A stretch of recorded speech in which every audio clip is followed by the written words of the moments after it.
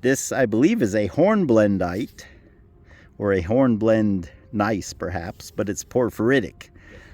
I hope you can see those phenocrysts reflecting in the sun. They're fairly well formed, most likely some kind of feldspar. Why does the gray and the black distract you? That just caught my attention. Now you got me worried.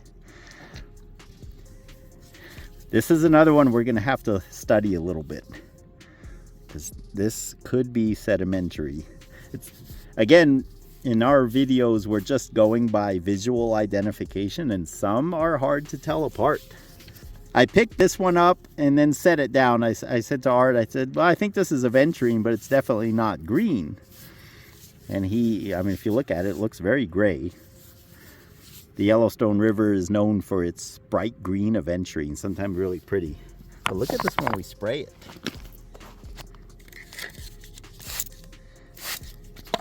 It's the really dark green. I have a feeling if we cut this, it would be a really intense color inside. The only reason I say that is I have one at home that's kind of ugly like this on the outside, and the inside is the most green, turquoise green you can imagine.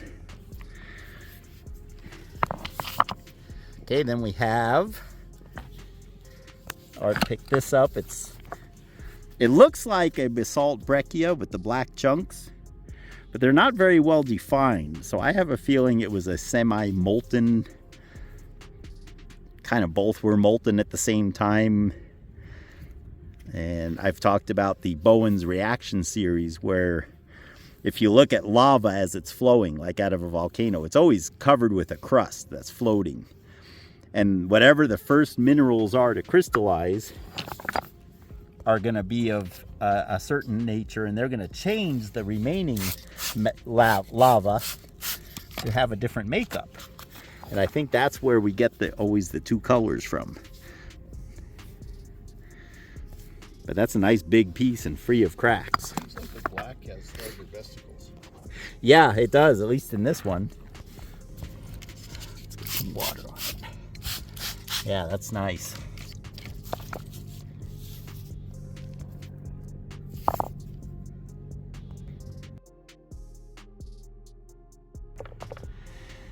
Well, everybody, this does it for our Columbus rock hunt. We're actually going to head off possibly to a new location, but we'll wrap it up here. Time to fill the backpacks with whatever we can fit. Got a pretty decent pile here.